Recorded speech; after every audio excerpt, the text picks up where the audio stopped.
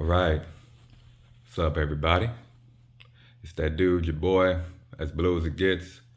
Cutting just a quick video here in the week. Man, it's not really much to talk about. We are going into a buy and things like that. And I guess what there is to talk about now is the QB situation, right? Let's focus on that a little bit in this one. Tommy DeVito's been doing okay for himself coming in, man. He's getting a lot of hype. Everybody loves Tommy, man. Old Guido, he out there, man, selling progies and hoagies and everything.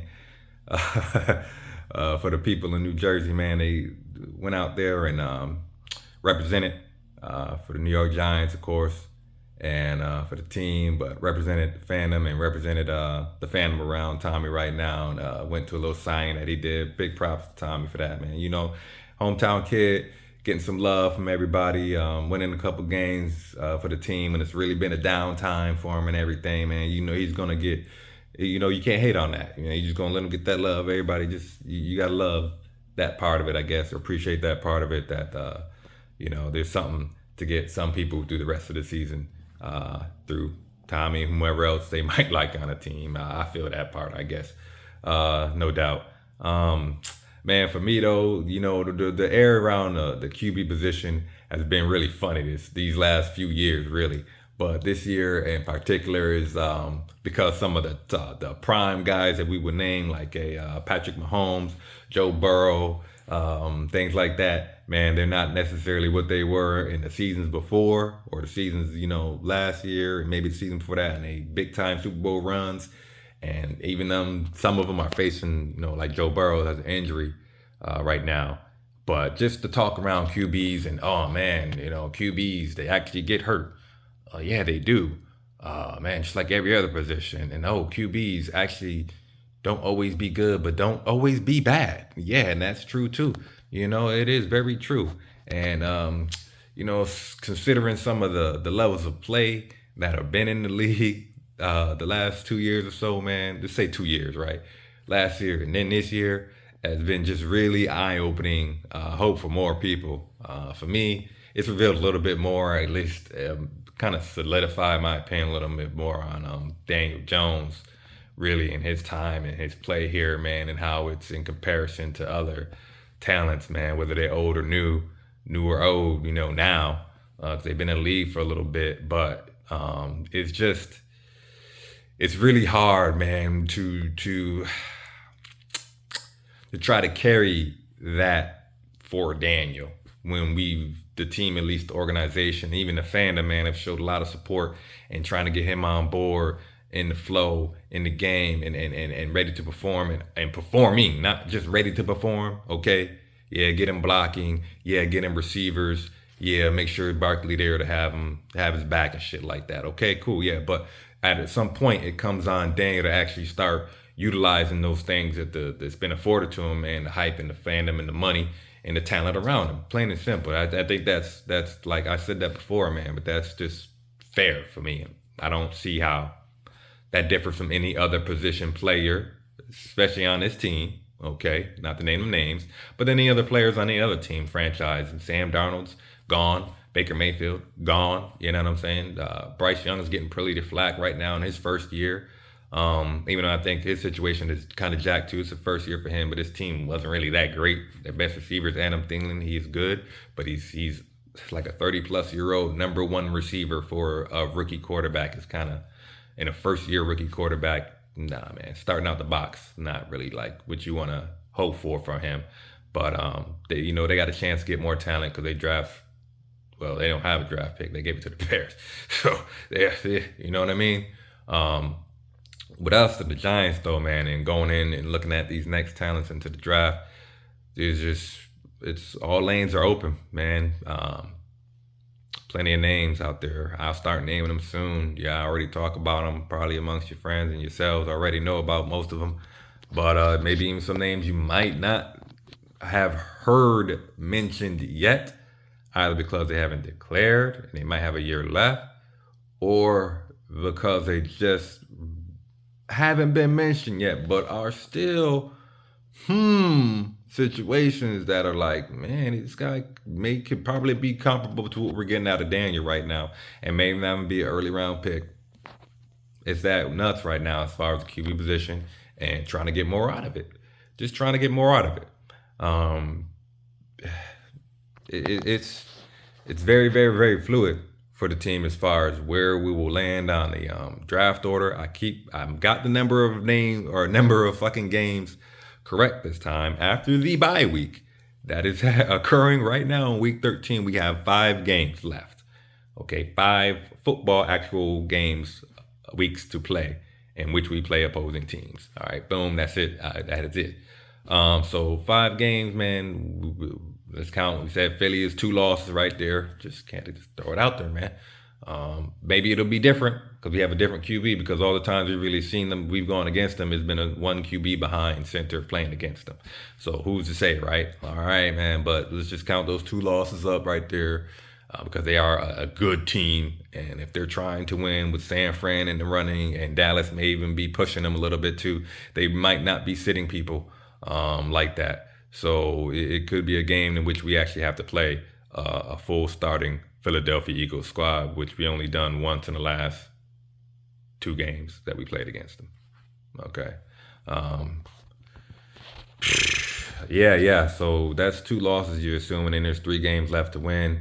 This Green Bay game, again, is a little kind of a 50-50 situation for me. It's the quarterbacks with the quarterbacks. The team talents are not quite as comparable overall, individually they're probably different, but as far as the collective, it's probably around the same-ish. Maybe lean a little bit more towards us almost because our defense has been playing well. Just that really. But offensively, I feel like it's almost a split there. But our Green Bay game is on for prime time on Monday. So the next time we see the team will be on Monday night against the Green Bay Packers. And Tommy DeVito on prime time. So that's going to be good for the people that's riding for Tommy. I'm there for Tommy, to do his thing as much as he can. It's not all on him. It shouldn't be. And, expecting more than what we get from him shouldn't be. It's like, okay, what we get from Tommy in the game, in the team these last few weeks is what we have to appreciate and take into the offseason. Win or loss or win. Hey, what else, man? It's just, when you start looking at the QB play, man, it's bad, because I look at, again, bringing up Daniel, man, DJ, it's just been rough for him, man. From the last 2 seasons, he was not, last season, okay, was his good season, right? Okay. His best since his rookie. But the prior 2 seasons before that, man, with 10 and 12 touchdowns, passing touchdowns, I believe, if I'm counting them correct, it wasn't more than 13 of either one. So it's probably 12 and 10, I believe. Think about that, yo. Those were, he might have been injured and missed some games in those times too, but his pace of play at that time would have meant it only made him finish with maybe 15 passing touchdowns in either one of that leading season, and maybe even 13 in the one that he ended up with 10.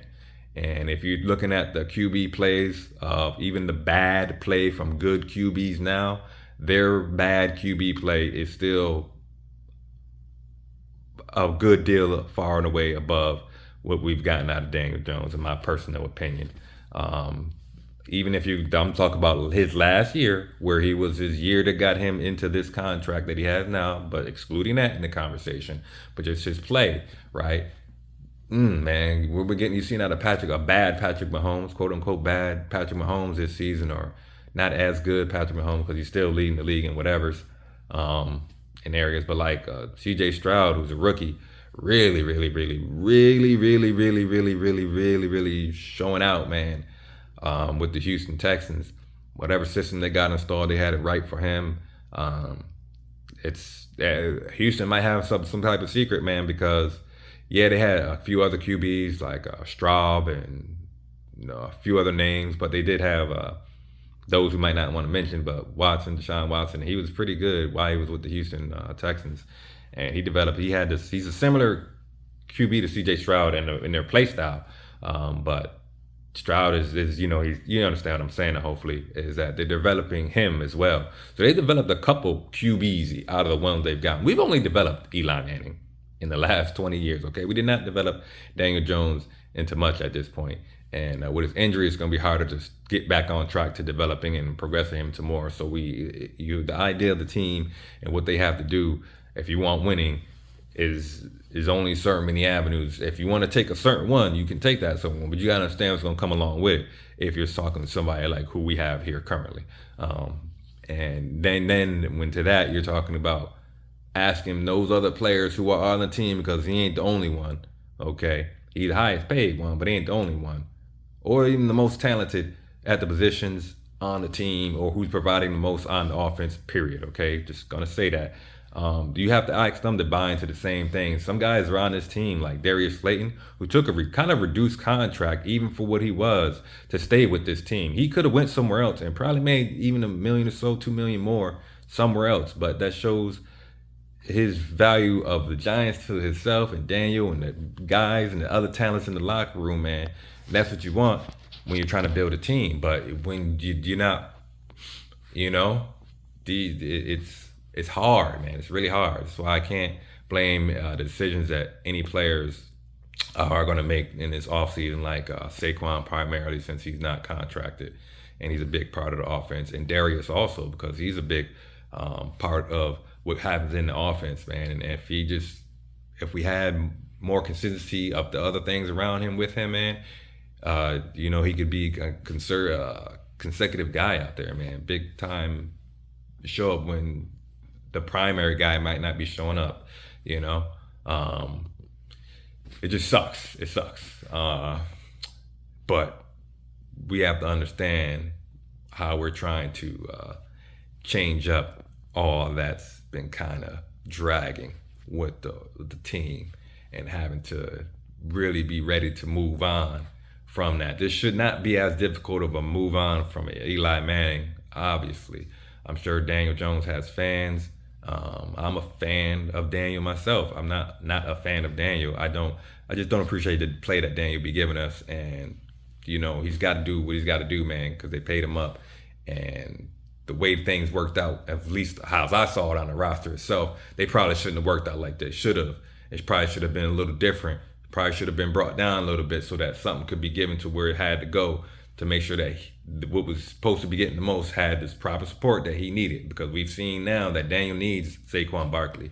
Daniel needs as much as he can get, as any other player should be afforded to. I've said that. So they can be the best they can be. But Daniel needs somebody like Saquon. Maybe his name wouldn't be Saquon Barkley, okay, if that's how you feel about running backs. But he needs Saquon Barkley. He needs a Saquon Barkley. He needs a Josh Jacobs. He needs a Travis Etienne. Okay, he does. If you're gonna talk about moving that on, then we have to accept that even somebody like Saquon might even be lost in that process as well. The same thing for Slayton. But we know how, I think we get at least a very clear understanding how Saquon feels about staying with the organization. And I think we have somewhat of a feel how Darius feels, because he did take a reduced kind of contract to stay with him this year.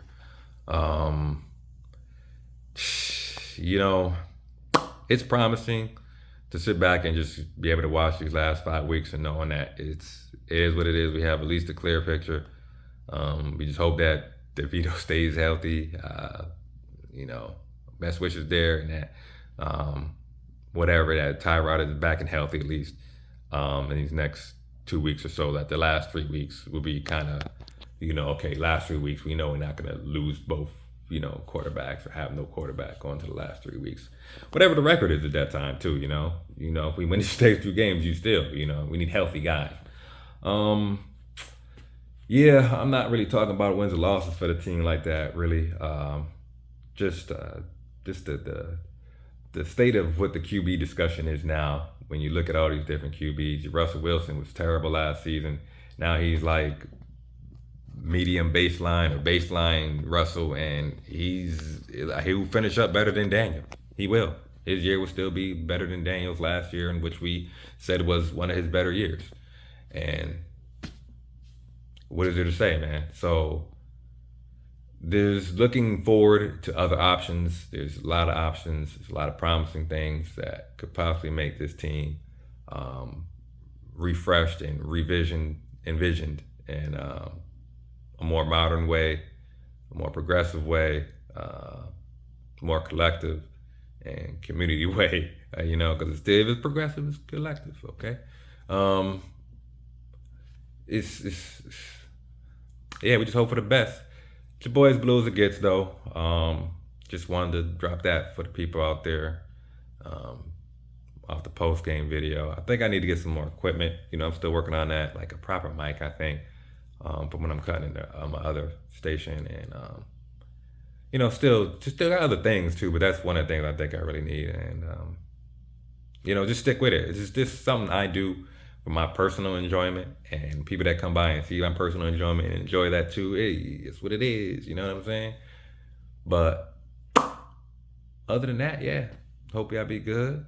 I'm gonna keep chilling. You keep chilling, and that's what we're gonna do as we progress through these last 6 weeks of New York Giants football. It's gonna be a long layoff, you know, because it's been a long get to the bye, and but then it's a long way off because you got the bye and then your next game. So it's like, oof, you're not gonna see him, but maybe we'll be, you know, maybe we don't need to see him for a little bit too, just so we can maybe appreciate what we have. Yeah. Okay. All right, man. Goodbye. Have a good one. Peace.